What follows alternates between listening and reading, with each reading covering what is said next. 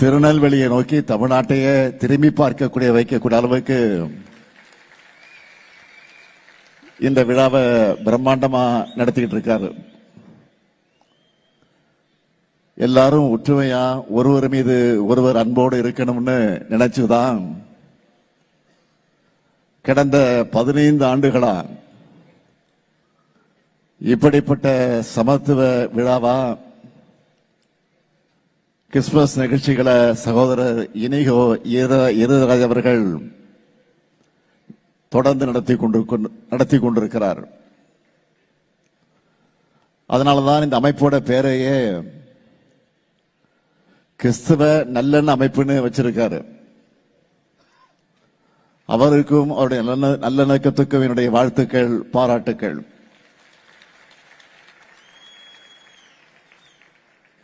இந்த விழாவில் தென்னிந்திய திருச்சபை திருநெல்வேலி திருவனந்தபுரம் சார்பாக அமைக்கப்பட்டிருக்கக்கூடிய சாரால் தக்கர் கன்வென்ஷன் சென்டர் பிரதான நுழைவாயில திறந்து வைக்கக்கூடிய வாய்ப்பை பெற்றமைக்கு நான் உள்ளபடிய பெருமை அடைகிறேன். ஏன்னா தன்னுடைய வாழ்நாள்ல இந்தியாவுக்கு வராமலே தன்னுடைய சகோதரி எழுதின கடிதம் மூலமா இங்கே நிலவின பிற்போக்குத்தனங்களை அறிந்து அதனை போக்க கல்வி எனும் அறிவொளியை வழங்கின மாற்றுத் திறனாளி பெண் தான் சாரால் தக்கர் அவர்கள். தென் தமிழ்நாட்டில் ஏராளமான பெண்கள் படிச்சு கல்வி அறிவு பெறுவதற்கு அடித்தளமாக இருக்கிறது இந்த சாரால் தக்கர் போன்ற கல்லூரிகள் தான். கிறிஸ்துமஸ் விழா என்பது தேவாலயங்கள்ல மட்டுமல்லாம தெருக்கல்ல, வீதிகள்ல, பணியிடங்கள்ல கொண்டாடப்படக்கூடிய விழாவா இருக்கு.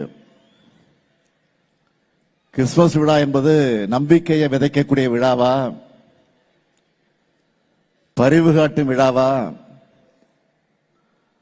அமைதிக்கு வழிகாட்டும் விழாவா, மகிழ்ச்சியை கொண்டாடும் விழாவா இருக்கு. அதனாலதான் மதங்களை கடந்து அனைத்து மக்களும் கிறிஸ்துமஸ் நாள்ல வாழ்த்துக்களை பகிர்ந்துக்கிறாங்க. அன்பு நெறியை பண்பு நெறியா வளர்த்தெடுக்கிறது தான் கொண்டாட்டங்களோட அடிப்படையா இருக்கணும். வெறுப்புணர்ச்சி என்பது பாவங்களைத்தான் செய்ய தூண்டும். ஆனால் அன்பு என்பது அத்தனை பாவங்களையும் போக்கும். அப்படிப்பட்ட அமைதியான அன்பான சமுதாயத்தை, சகோதரத்துவ உணர்வுமிக்க சமுதாயத்தை கட்டமைக்க வேண்டிய கடமை நம்ம எல்லோருடைய கடமையாக அமைந்திருக்கிறது. இதுதான் இன்றைய இந்தியாவுக்கு தேவை. இந்துக்களும் முஸ்லிம்களும் கிறிஸ்துவர்களும் ஒரு தாய் வயிற்று பிள்ளைகளாக வாழணும். அதுக்கு இது போன்ற விழாக்கள் துணை நிற்கணும். எங்களுடைய அன்பிற்குரிய இணைய சகோதரர் பீட்டர் அல்போன்ஸ் அவர்கள் பேசும்போது சொன்னார், எண்ணிக்கையில அதிகமாக இருக்க பெரும்பான்மையினர் எப்பவுமே சிறுபான்மையினர் நலனை, அவங்களோட மாண்பை போற்றி பாதுகாக்கக்கூடியவங்க தான். மதச்சார்பின்மை மதநலக்கத்தை விரும்புறவங்க உங்களுக்கு துணையா பாதுகாப்பாளனாக இருக்கும். என்றைக்கும் இருப்போம்னு உறுதியளிக்கத்தான் நான் இந்த நிகழ்ச்சிக்கு வந்திருக்கிறேன். அதோட அடையாளமாகத்தான் அனைவரும் ஒன்று சேர்ந்து இந்த விழாவிலே பங்கெடுத்திருக்கிறோம். திராவிட முன்னேற்ற கழகம் தான் சிறுபான்மையுடைய நலனில் உண்மையான அக்கறை கொண்டுள்ள இயக்கம். திராவிட முன்னேற்ற கழக ஆட்சி காலங்களில் தான் சிறுபான்மை நலன் காக்கக்கூடிய பொற்காலம்னு சொல்ற அளவுக்கு ஏராளமான முன்னெடுப்புகளை நிறைவேற்றி கொடுத்திருக்கிறோம். இங்க பேசியவர்கள் பலர் அதை பற்றி எடுத்து சொன்னாங்க. திராவிட மாடல் ஆட்சி வந்த பிறகு, பொறுப்பேற்ற பிறகு செய்யப்பட்டிருக்கக்கூடிய திட்டங்கள்ல ஹைலைட்டா சிலவற்றை சொல்லணும்னா, திராவிட மாடல் அரசு மாணவ மாணவியர் விடுதிகள்ல தங்கி படிக்க அவங்களுடைய பெற்றோருக்கான ஆண்டு வருமான உச்சவரம்பையும் பல்வகை செலவின தொகையும் உயர்த்தி இருக்கிறோம். இதனால இதுவரைக்கும் 884 பள்ளி மாணவ மாணவியர்களும் 3824 கல்லூரி மாணவ மாணவியர்களும் பயனடைந்திருக்கிறாங்க. கிராமப்புற மாணவிகள் இடைநிற்று இல்லாம கல்வி கற்கணும்னு இதுவரைக்கும் 1,03,000 மாணவிகளுக்கு 6,57,00,000 ஊக்கத்தொகை, வெளிநாடுகளில் உயர்கல்வி பயில சிறப்பான திட்டம், 1 முதல் 8ஆம் வகுப்பு வரை படிக்கிற 90,723 மாணவிகளுக்கு 1000 ரூபாய் கல்வி உதவித்தொகை, அரசு உதவி பெறக்கூடிய சிறுபான்மையில பள்ளிகளிலேயும் முதலமைச்சருடைய காலை உணவு திட்டம், கல்லூரி மாணவிகளுக்கு மாதம் 1000 ரூபாய் வழங்கக்கூடிய புதுமை பெண் திட்டம்னு செயல்படுத்திக் கொண்டிருக்கிறோம். உபதேசியர்கள் நல வாரியத்தில் உறுப்பினர்களாக பதிவு செய்வதற்கான நிபந்தனைகளை தளர்வு செஞ்சு 5000க்கும் மேற்பட்ட நபர்களை உறுப்பினர்களாக சேர்த்திருக்கிறோம். திருநெல்வேலி, சிவகங்கை, மதுரை மற்றும் தேனி ஆகிய மாவட்டங்களில் கூடுதல் கிறிஸ்தவ மகளிர் உதவக்கூடிய சங்கங்களை உருவாக்கி தமிழ்நாட்டில் இருக்கிற 46 சங்கங்களுக்கு அரசு இணை மானியமாக 13,86,00,000 வழங்கியிருக்கிறோம். சிறுபான்மையினரால் நடத்தப்படக்கூடிய 456 கல்வி நிறுவனங்களுக்கு நிரந்தர அந்தஸ்து சான்றிதழ்கள் வழங்கியிருக்கிறோம். தமிழ்நாட்டில் இருக்கக்கூடிய ஜெருசலேமுக்கு புனித பயணம் மேற்கொள்வதற்கான மானியத்தை உயர்த்தி வழங்கியிருக்கிறோம். திண்டுக்கல் மாவட்டத்தில் புனித சூசையப்பர் தேவாலயம், ஆரோக்கிய அன்ன தேவாலயம் மற்றும் தென்காசி மாவட்டத்தில் மறுமலர்ச்சி ஜெப ஆலயம்னு தமிழ்நாட்டில் 16 தேவாலயங்களை 2,15,00,000 ரூபாய் மதிப்பீட்டில் புனரமைச்சிருக்கிறோம். அது மட்டுமல்ல, தொன்மையான தேவாலயங்கள் பாதுகாக்கப்படணும்னு திருநெல்வேலி மாவட்டத்தில் இருக்கக்கூடிய கால்டுவெல் நினைவு தேவாலயம், மதுரை மாவட்டத்தில் இருக்கக்கூடிய புனித ஜார்ஜ் தேவாலயம், சிவகங்கை மாவட்டத்தில் இருக்கக்கூடிய புனித இருதய ஆண்டவர் தேவாலயம், கன்னியாகுமரி மாவட்டத்தில் இருக்கக்கூடிய புனித சேவியர் தேவாலயம்,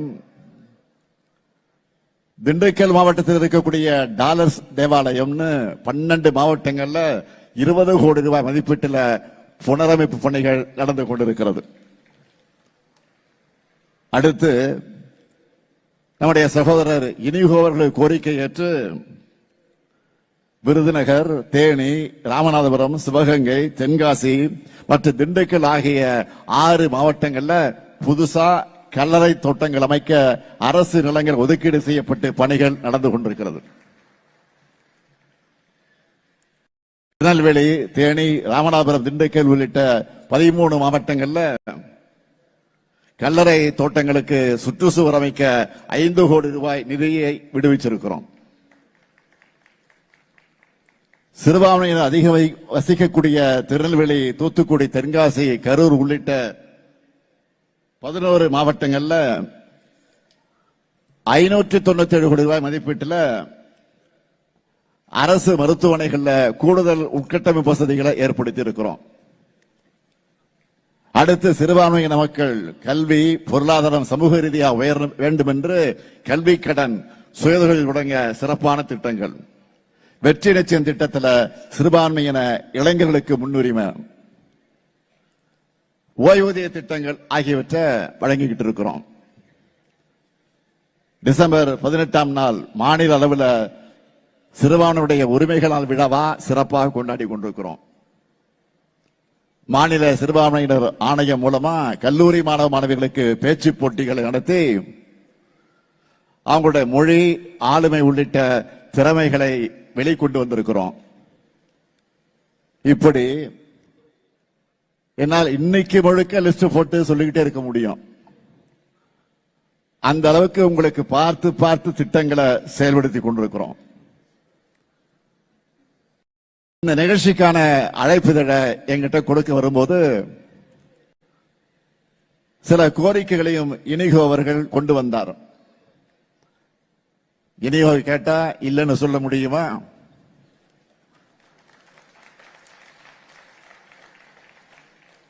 ஆக அந்த கோரிக்கைகள் எல்லாம் பரிசீலித்து அதிகாரிகளை விவாதித்து அந்த அடிப்படையில் முதல் அறிவிப்பாக நான் இங்கு அறிவிக்க விரும்புவது சிறுபான்மை கல்வி நிறுவனங்களின் ஆசிரியர் தேர்வு கமிட்டியில அந்தந்த நிறுவனங்களின் பிரதிநிதிகள் மட்டுமே இருந்து ஆசிரியர்களை தேர்வு செய்வதற்கான அரசாணையில கையெழுத்து போட்டுட்டு தான் இந்த நிகழ்ச்சிக்கு நான் வந்திருக்கிறேன்.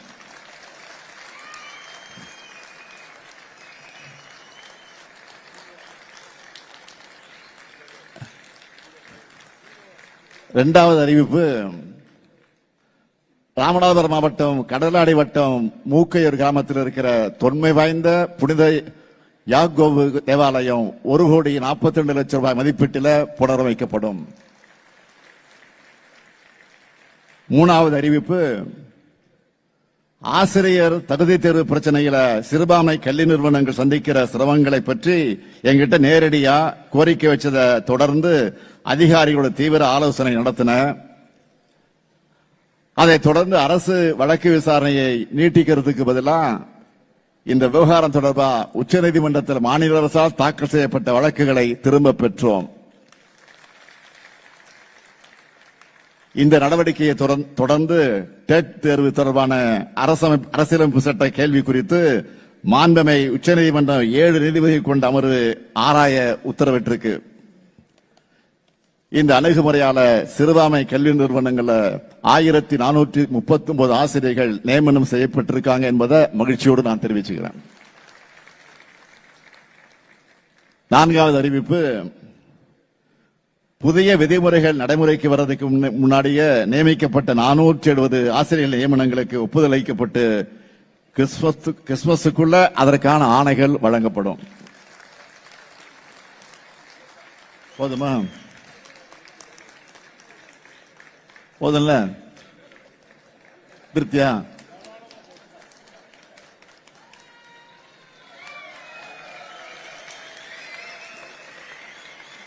இப்படி எல்லா மதங்கள் சார்ந்தும் எந்த பாகுபாடு இல்லாமல் கோரிக்கைகளை நிறைவேற்றுறோம், திருப்பணிகளை செய்கிறோம். இதுக்கு தமிழ்நாட்டு மக்களான நீங்க எல்லோரும் பக்கபலமாக இருக்கீங்க. இதுதான் சிலருடைய கண்களை உறுத்துது. எப்படி தமிழ்நாட்டில் அமைதியை சீர்குலைக்கலாம், இங்க ஒண்ணுக்குள்ள ஒன்னா பழகிற மக்களை எதிரிகளாக பிரிச்சு வைக்கலாம்னு பலர் யோசிக்கிறாங்க. ஆன்மீகத்தின் பேரால சில அமைப்புகளை அழைத்து செல்ல நினைக்கக்கூடிய வழி வன்முறைக்கான பாதை என்பதை தமிழ்நாடு உணர்ந்திருக்கு. இங்க ஒரு கோயில்ல திருவிழா நடந்தா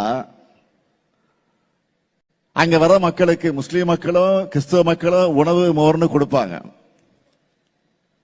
வேளாங்கண்ணி தேவாலயத்திற்கும் பக்கத்து வீட்டில் நடக்கிற கிறிஸ்துமஸ் நிகழ்ச்சிக்கும் இந்துக்கள் போவாங்க. ரம்ஜான் நோன்பு காலத்தில் முஸ்லீம் மக்களோட நோன்பு கஞ்சியும் ரம்ஜான் பிரியாணியும் இந்துக்கள் வீட்டுக்கு தேடி வரும்.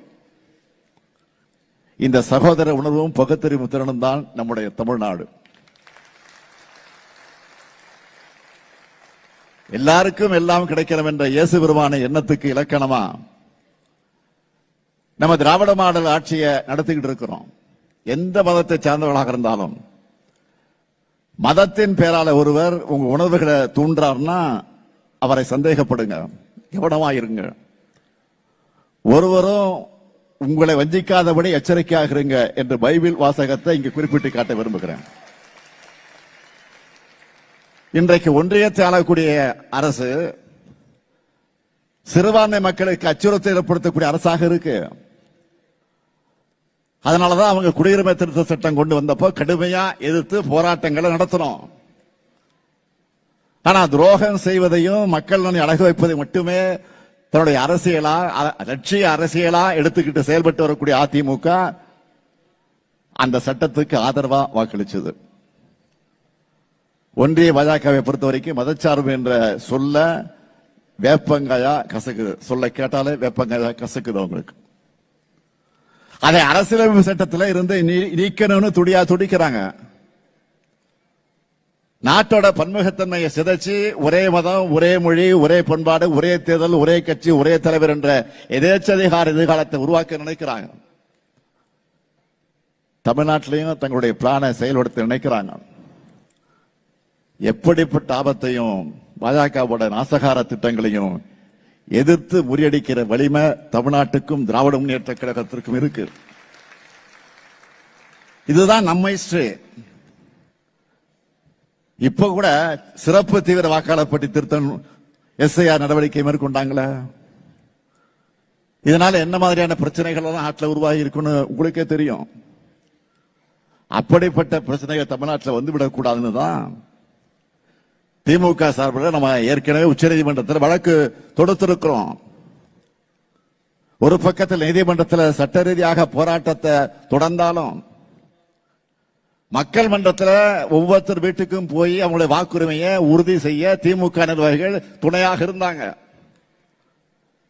இந்த நிலையில நேற்று வரைவு வாக்காளர் பட்டியல் வெளியாகி இருக்கு. நீங்க எல்லாரும் தமிழ்நாட்டில் இருக்கிற ஒவ்வொருத்தரும் உங்களுடைய வாக்கு இருக்கிறத உறுதிப்படுத்திக்கங்க. எஸ்ஐஆரை பொறுத்த வரைக்கும் நம்முடைய பணிகள் இன்னும் முடியல. உங்களுடைய வாக்குரிமை பறிக்கப்பட்டிருந்தா கழக நிர்வாகிகள் உங்க வீடு தேடி வருவாங்க. வாக்காளர் பட்டியல உங்க பேரை சேர்ப்பதற்கான உதவிகள் அவங்க செய்வாங்க. நீங்க கவலைப்படாதீங்க. நம்மை வாக்களிக்க விடாமல் தடுக்கிறதுக்கு ஒன்றியத்தில் ஆளும் பாஜக அரசு பல்வேறு முயற்சிகளை செய்வாங்க. அது எல்லாத்தையும் முறியடிச்சு நாம நிச்சயம் வெற்றி பெறுவோம். உங்க நலனையும் உரிமைகளையும் பாதுகாக்க திராவிட முன்னேற்ற கழகமும் திராவிட மாடல் அரசும் என்றைக்கும் உங்களுக்கு துணை நிற்கும். நீங்களும் எப்பொழுதும் எங்களுக்கு துணை இருக்க வேண்டும் என்று வேண்டுகோள் எடுத்து வைத்து சமாதானம் பண்ணுகிறவர்கள் பாக்கியவான்கள், அவர்கள் தேவனுடைய புத்திரர்கள் எனப்படுவார்கள் என்கின்ற பைபிளையும் தெளிவாக குறிப்பிடப்பட்டிருக்கிறது. உங்கள் செயல் அனைத்தும் அன்புமயமாக இருக்க வேண்டும். உங்கள் மீது அன்பாக இருப்பதைப் போலவே அடுத்தவர் மீது அன்பாக இருங்கள் என்று இயேசு பெருமானின் மொழிகளை எடுத்துச் சொல்லி விடைபெறுகிறேன். நன்றி, வணக்கம்.